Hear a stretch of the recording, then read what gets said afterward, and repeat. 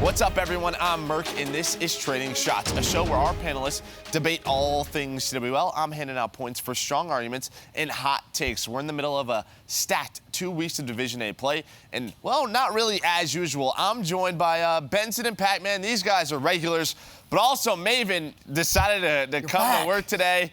How you guys doing? You're welcome. We appreciate you turning up to work. You're welcome for what? Me being here. Thank you. Thank you. You made everyone happy. You're welcome. Maven is back, guys. I'm excited to be here. Now it feels like I've been on it in quite some time. Or haven't. Well, that's why it feels that way, Jonathan. I'm ready to get going. Yeah, well, I prepared my arguments on my note card. Yeah. We're all happy to have our bald idiot back. I am dumb. Yeah. All right, guys, let's get it going with First Blood. Luminosity continued their struggles from CWL London into the week, failing to win a single match. And, guys, I want to know, break down the biggest hole in Luminosity's game right now. Clint, since you're back, we're going to start with you. What do you think their issue is? Doesn't this feel very similar to 3 months ago, where they start out, they go 0-3 in their first week, everybody's freaking out, and then, well, they magically turn it around, and suddenly they win an event. So, God, I feel like their biggest issue is exactly what Slack said it was on Hot Mic way back in the day. He said it is 100% their trust. They do not believe in each other. They don't believe they're capable of winning. They don't believe they're capable of playing the right way. And sometimes I know there's a million things you can point at, the players' results statistically, the game modes that they're not very strong in, but these guys just, again, somehow don't believe they can win. And it seems absolutely insane considering the fact that they won a damn event. It's not easy to win a major in professional Call of Duty, but that's what it comes down to me. As simple as that. Like, there is a trust issue. Something is broken within that team. When we get further into this topic, we'll talk about whether or not they can fix it. Yeah, well, we'll have to find out. Ben, for you, LG, a terrible week for them, and I think Maven's right. We're right back to this story. What's wrong with them? I mean, right now I think you can look at a couple of things. Number one is, what's their strongest game mode? Maybe control, and you're kind of pushing there, but the problem is, well, you only get one of them in a best of 5, so they're really, really struggling with that. Very similar to kind of 100 Thieves, you know, when you go way, way, way back before they eventually turn things around. But for me, the biggest reason LG struggling right now is Gunless has lost faith. He doesn't look like he believes in this team anymore. You watch him, his face, his reaction after getting 3-0'd this week. This is one of the best players in the game. This is Joe, arguably the best Call of Duty player in the past 3 years, right? And now he's lost faith in his team. That's not an LG squad, which is winning. That's basically exactly what I mean by that, like the trust thing. Like, I just don't think he trusts his teammates to perform. Like, I don't think he does. I don't think it's just with Gunless. I think it's all around.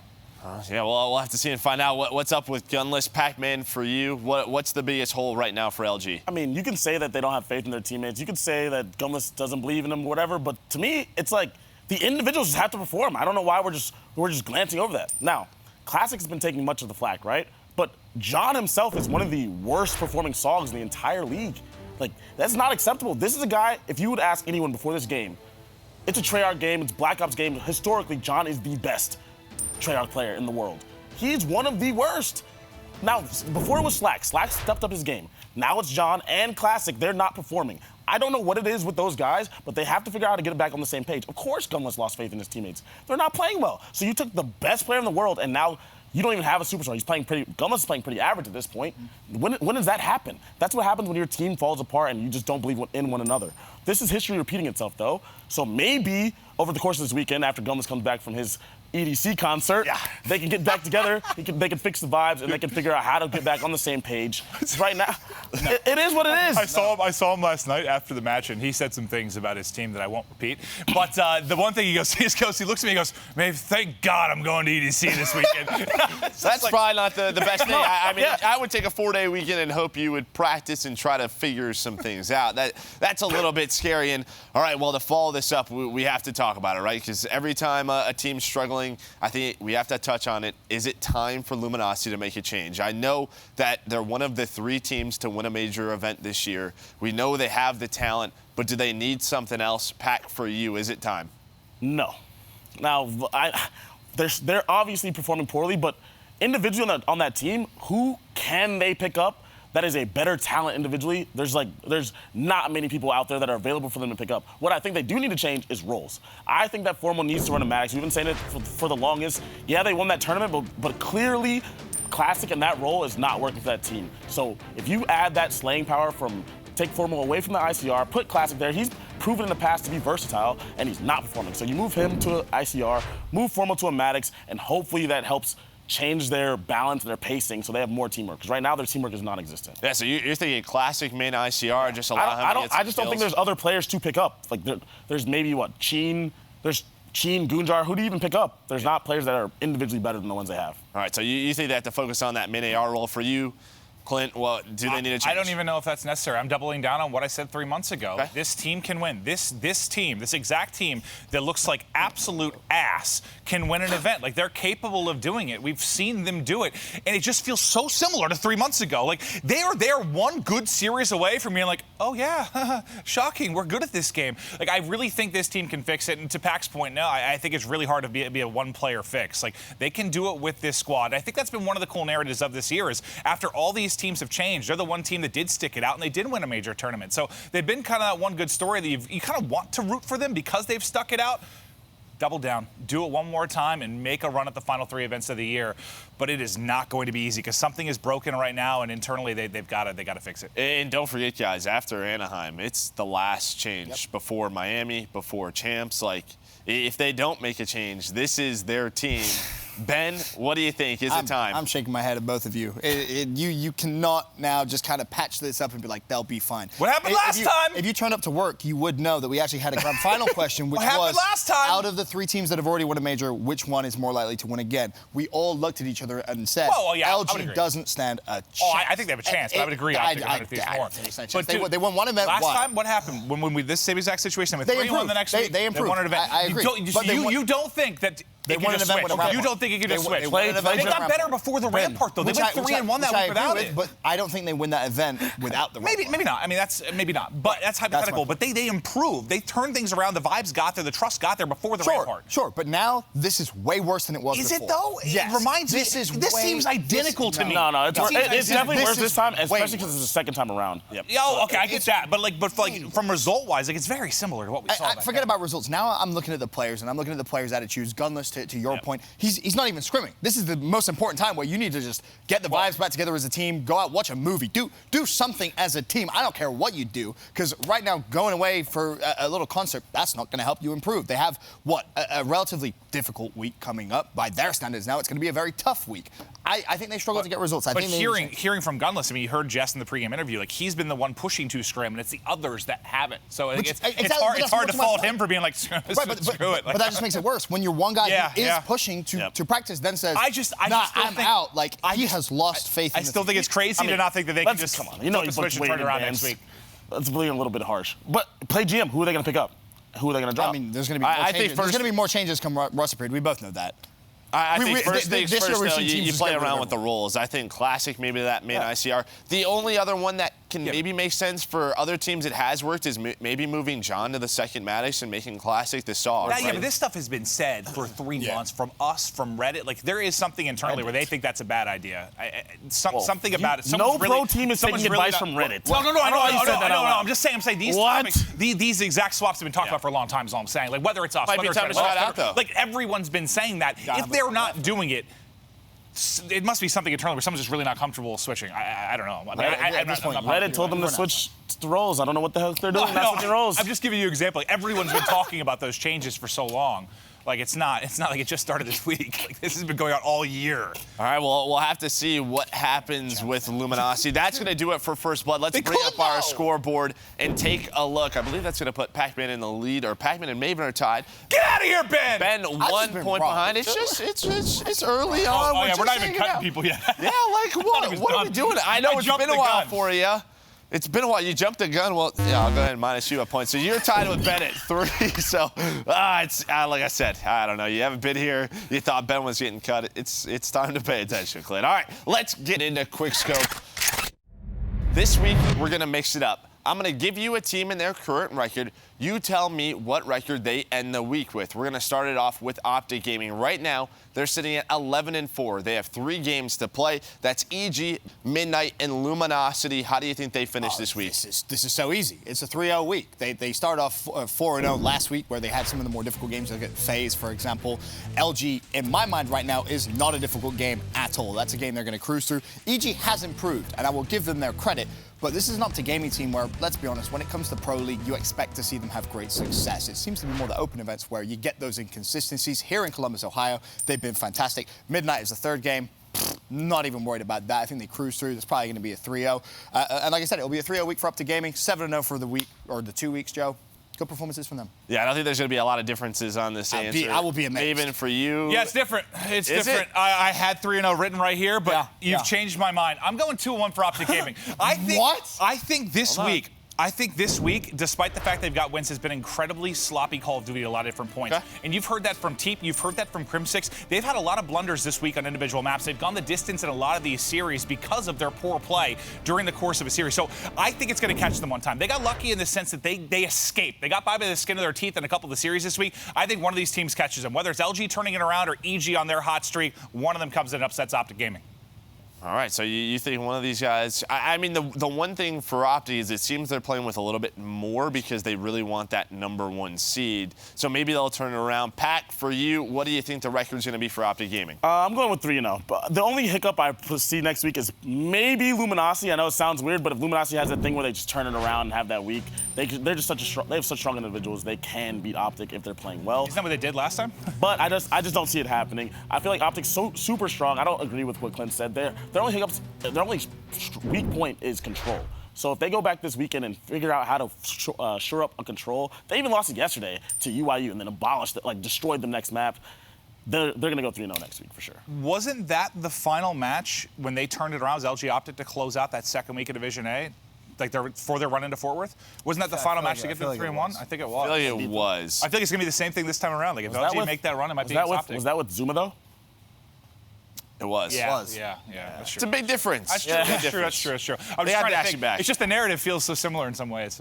I mean, it is. It's exactly the Yeah, same. yeah. All right, the team up next is going to be GenG. GenG struggled this week, and coming up, they're going to have 3 games. They're going to play FaZe, Luminosity, and UIU. 10-5 right now. Maybe we're going to start with you. How do you predict them this week? I'm actually going 3-0 for GenG. I think of everyone that the most embarrassing results this week, maybe outside of LG, it's GenG. There have been so much hope around this team, and yes, they've slipped up at the major events when the pressure's been on Sunday, but at the league they perform so well. That's where they've been lights out, because typically you don't feel the same amount of pressure here in Columbus, Ohio, or here in the Pro League, and this is where they start to slip up. And those moments, those crucial moments at the tail end of games, are letting teams come back on them. The problems they've had at major events plagued them this week in Columbus. I think they're pissed. I think they're going to scrim hard. They're going to come back hard. They're going to have a 3-0 week. So when you're pissed, you should scrim as a team and get better. All right, Luminosity, take notes. And Pac-Man, for you, what do you think GenG's record's going to be? I agree. I think they're going to come back strong and go 3-0. They're just so good traditionally here in Columbus, Ohio, that I just feel like they're going to bounce back this week. They play FaZe, and FaZe is strong in the respawn, but so is GenG, and GenG is just that much stronger in S&D. I see that they take that series. LG, come on. And then UIU is probably the worst team in the entire division. So I feel like this week is not that hard for them, and they're going to come back angry and stronger this week than they did in the past. I feel like this GenG team will bounce back. I just don't see any of those teams beating them. Yeah, I think GenG for us is that one team, like, you could just tell they were ticked off. I think when we were casting yesterday, like, I heard them arguing in the lobby. They're playing with a lot of passion. I thought it was noise on the stage. I was, like, looking around. It was them arguing in the lobby. So, yeah, these guys, they do not want to lose whatsoever. Benson, for you, GenG, 3 matches. What do you think? No, you're right. They don't want to lose, but they have been losing, Joe, and it's a little scary if you're a GenG fan. I actually have them at 2-1. The obvious ones, LG, UIU, they win. But I actually disagree with something Pac said about that FaZe series. Both teams incredibly strong when it comes to the respawns, for sure. But the one critique we had at FaZe was they needed to improve their S&D. Boy, oh boy, have they done that. And that's a game mode which is only going to get better. When you look at that FaZe squad and you think Search and Destroy, you think, wow, this is a stacked lineup. And the problem for GenG is their game 5s. They've been throwing them away left, right, and center. Their communication in the game 5s has been frantic. It's been a panic. And that's why I don't think they're ever going to win a championship. Well, I think the big thing for FaZe is Celium. Like, he's had a couple of maps, like in Search and Destroys, where he just had double digits. Like, he seems comfortable. I remember when we casted them versus Optic in London, you could just tell the crowd was getting to him. Well, FaZe, always known, especially last year, to perform so well at the Pro League, and maybe they will continue that here. Now it's time to discuss Evil Geniuses. They had a great week 1. Can they do it again in week 2? Right now, they're sitting at 5-9 with a very tough week. Optic, Midnight, FaZe, Reciprocity, a very tough schedule. How do you think they're doing this one? I feel like this is the hardest one for me. I really feel like Evil Geniuses is going to come out this week and go 3-1. I feel like that Optic game is going to be a loss, but that's the beginning of their week. If they bounce back strong from that game, they have Midnight after that. I see them winning that series, and then the FaZe match is huge for them. I think that that's how you can define this team. By that series, if they beat that FaZe team, they're going to believe so much in themselves, they're not going to lose to Reciprocity going in that last match of the week. I just think this EG team is so improved from the last version of this team. I think that they have the confidence from this week, and they're going to have such a strong week. All right, Ben, for you, EG, a team we've been having a lot of fun watching. What do you think? 4 matches this week. They've been great. They go 3-0 last week, but this week, you look at Optic Gaming, you look at FaZe. They're 2 very, very hard games, and I definitely don't think they beat Optic Gaming, and I honestly can't see them beating FaZe. For me, a 2-2 week is more realistic. Midnight and Rec, I don't think they're going to have any problems with. That momentum is really going to steamroll, and to Pac-Man's point, they play Optic Gaming first. I think that's the quick loss. Then they play FaZe as like a sandwich. To me, it's going to be a 2-2 week, but I am very impressed with what I've seen from EG, Joe. They've improved a lot, and they look like they're in great form. Yeah, they absolutely do. I mean, Phantoms has really stepped it up. The guys putting it up so many solid numbers. But I think you look at like role players like Attach and Apathy. I think Apathy is one of those guys who's really started to turn around. It's what we talked about all year long with Apathy is towards the end of the game, he'll turn it on. And, well, he's got his buddy J-Cat back with him. They've had a lot of success. Maven, for you, EG, a big week. I agree with Ben. I'm going to go 2-2. But the biggest point, I think, for Pac is, this is the biggest question mark for me with these teams because it's such a small body of work. Yes, EG have been great this 1 week. This is the same team that didn't win a single round of Control just a couple weeks ago at a major tournament. So am I completely bought in? Am I all in on the EG train? No. So I'm going 2-2. You think it would be the losses to Optic and FaZe, but we'll have to wait and see how it plays out. It could very much slip on its head, but I'm going 50-50, 2-2, just because I'm not completely sold yet. They got to show me more. Yeah, and it feels like you guys aren't really giving this. I don't know. Midnight and Reciprocity to me feel like trap series for Evil Genius. Well, that's why I said I think it could flip because like it could be a scenario where they come and beat FaZe, they lose to Midnight. Like I think they're going to end 2-2. I just don't know how they'll get there because all of these series. Like, I think when I looked at all 4 of them, like EG could beat them, they could lose to them. I don't know. It feels like sort of a coin flip. They could come out and surprise them, but it's what EG team are we going to get? I don't know. We've seen 2 weeks of gameplay from them basically. Yeah. Plus Midnight, I feel like Midnight's starting to turn it all around a little bit. Midnight's looking a lot better. Yeah. I just feel like they could also just revert to a team that's at their ceiling. They're just not as good as other teams' ceiling. That's sort of how I feel about EG. They could just revert back to what we just saw. You don't know. All right, well, finally, we're going to talk about FaZe Clan. They're in the Pro League right now. They're sitting at 8-7. They have 3 matches upcoming in this week. They're playing GenG, EG, and Midnight, so some tough games. No.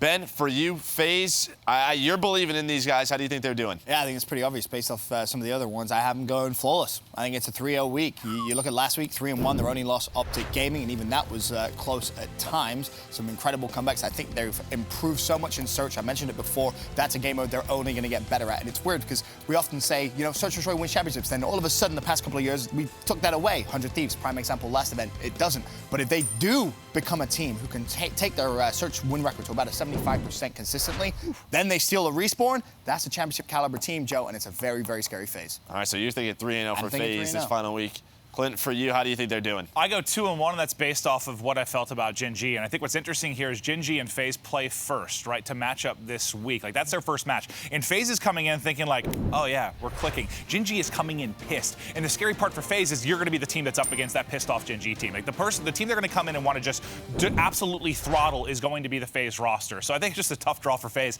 That's who you match up against first in the week. But outside of that, I think they'll win comfortably. But that's the big test. I mean, to win that, they go 3-0 in the week. I just think GenG is going to...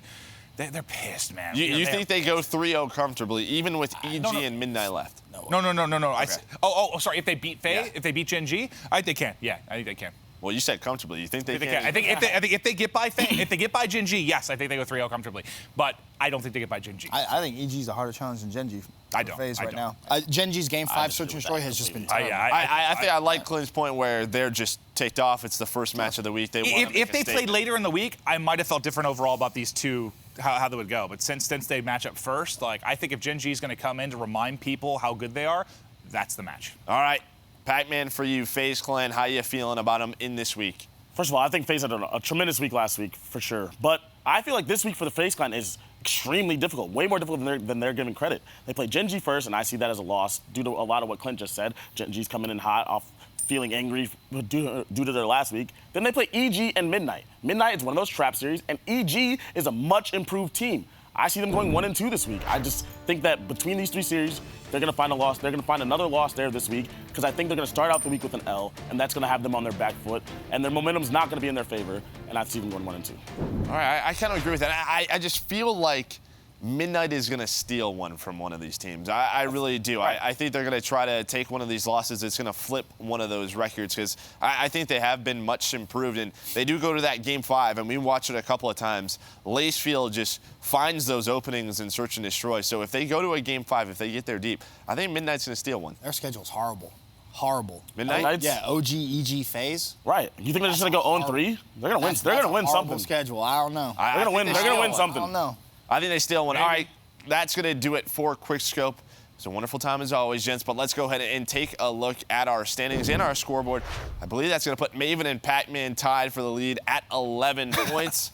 Ben, 10, but it was a good Quickscope segment. The Bald Eagle is back. It's only right you get a Your chance. predictions suck. You know what? Tell me that after next week. We'll see. I mean, that's sort of We will see, Joe. That's the fun part about it. Is that your last words? Just we'll see what happens. I'm gonna miss you. Take my notes. You need them. Okay, I do. They're better than yours. I do. Thank you. You're They're the same, I think. Are they the same? I was going to say. All right, guys. Well, that's going to do it. It's time now for the grand finals. And it is down to 2. Pac-Man versus Maven, the winner. We'll enter the Smack Talk winner circle presented by Astro Gaming. Now that we're going into the last week of Division A play, I have to know what player has improved the most in this division since the league began. I'm really testing what you guys can remember. It's a tied game right now, but Pac, since you've been here more, we're going to start with you. Who's that player for you?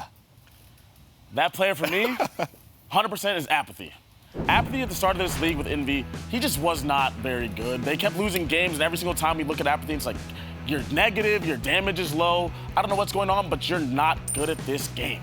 Now, right now, he is part of the reason for me that EG has bounced back so much. Like, he's playing so well, and it has nothing to do with stats. Yeah, his stats are slightly improved, but it's more about his plays on the map. He seems to be so much more confident. Maybe that's getting back with JCap, having him on his team and just trusting that guy on his team. And maybe he did not have that trust in the past with his old teammates. But right now, Apathy is a very solid player in this game. Maybe not the best, but that's what's so exciting about Apathy, that he can still improve and get to that point where he is the best SOG player in the game. I'm super happy for App and his improvement in this game at this point. Yeah, Apathy's a guy that has, well, been critical to the success of EG, at least this last week. We'll see if he can keep it going.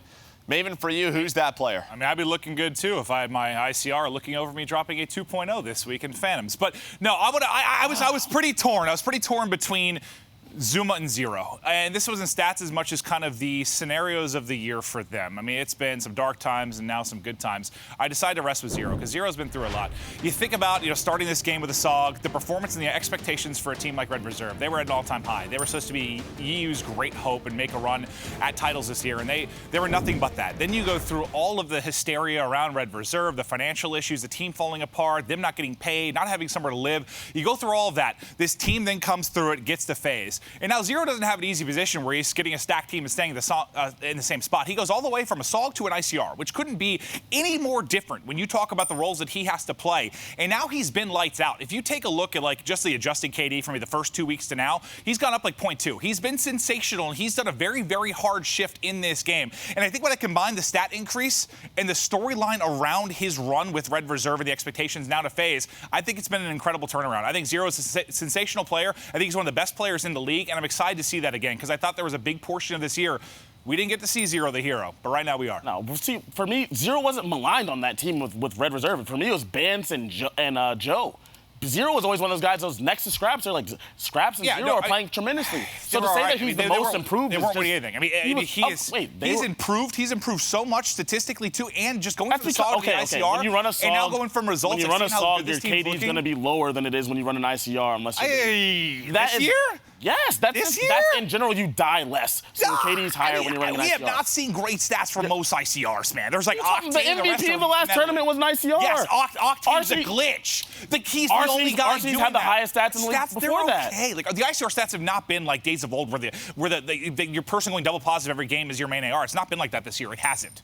It has not. It's been your Maddox player. So He has been playing. The thing with You the think it's difference easy between to go from Apathy assault and to an Zero, ICR? Apathy has not played well this entire game. Zero has. So to say that he's the most improved or whatever the situation with his org, all that stuff outside of the game, all that stuff outside of the game is not. Apathy hasn't even changed, dude. He just had an ICR go 2.0 KD and destroy everybody. So because his players around him are playing better, that's a completely unfair argument. The players around Zero are playing better. That's a completely realistic argument. Scraps is playing better with this team than he was with the last team. I don't think there's that much of a difference between Apathy his and subs, Apathy then. The subs on the team, Asim, and who is it? Zuma are playing better than the Red Reserve subs. I think Zuma was a good answer too. I thought about it for a long time. So to say that his teammates are playing better, that's a ridiculous argument. Apathy himself is much improved. Apathy is winning fights on rotation. Apathy is more sure of his movements on the map. I don't think much Apathy was getting blamed.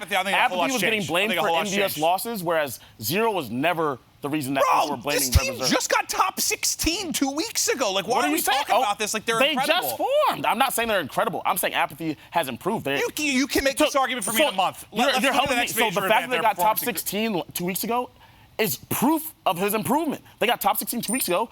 Now he's improved, and they're 3-0 this week. Proof of Phantoms being really good, I think, is more. The Phantoms also got top 16 2 weeks ago. So, yes, he's improved. Phantoms is the most improved on AG. There you go. I did what your do you mean? I did your answer for you. He wasn't in the league, so say Celium then. Okay, we can do. Celium I thought about, but he wasn't in the league. Zoom I thought about, but he was on Optic. That was kind of a weird scenario. That's why I landed on Zero. Your answer stinks. Your answer's way worse. All right, Zero was boys. good the whole time. I better have won this episode. Let's go ahead and take a look at our scores. And sorry, Pac, you did not. Yes! Episode. Get out of here! Come on! There can only be one bald Get man out of here! standing. What are you? Maven, he's got you Two by bald 1 point. men enter, one bald man leaves. It's 1 point. It was a close argument. It was. I do think Apathy has improved, but I think the thing that really swayed me is that Zero and Red Reserve, their expectations. I don't care. You don't care? No. All right. Minus 2 points, That's Joe. fine. Minus 2 points, That's Joe. fine. Well, Maven, you're going to the Smack Talk Winner Circle presented by Astro Gaming. Paper covers rock. I win the episode as the champ for the week. Your prize is 60 uninterrupted seconds to say whatever you want to whoever you want. Put on that golden headset. Your time starts right now. Thank you so much, Joe. This is going to be a bit of a story. There's something sticking to my. I don't know what that was. All right, we're going to call this the lost episode. There's an asterisk on this entire damn year. So this is about a month ago. We record a full episode here leading into London. I dominate.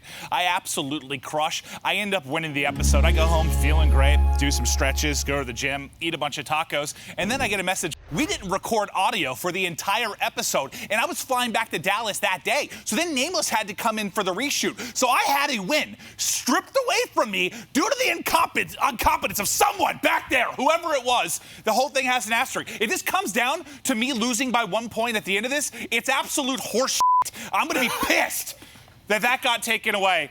That's my rant. I'm still upset about it. It was about a month ago, but I'm not pleased. I won an episode. They stole it from me. I love you all. You're fantastic viewers. Leave a like and subscribe. All right, well, yeah. I lose to this guy. They love you too. Yeah, they absolutely do. And it was actually Miles who filled in for you, not Nameless. Oh. And Miles did a fantastic job. Also, it was a very close episode. The lost episode was a close one. I think it was you two in the finals. Yeah. I blacked out during it. I was so good I blacked out. Yeah. Okay. Yeah, sure. We'll go with that. All right. Well, let's bring up the show wins, and then you can react to the standings, Clint, because we're going to see where everybody. There we go. So you're at 3 wins, and well, look at the win percentage. That's all that matters, Joe. No, what that shows me is that you're not dedicated. But what if that was 4? That'd be 50% or something, Joe. Even higher. But you would be tied with Ben and Pac because. I mean, they're here more. I'd be tied, but what would the tiebreaker be, Joe? Probably the win percentage. No, probably more. So in your head, am I the winner right now? No. Oh. Well, no. Looks like I'll be casting the final at Anaheim with Rich Campbell.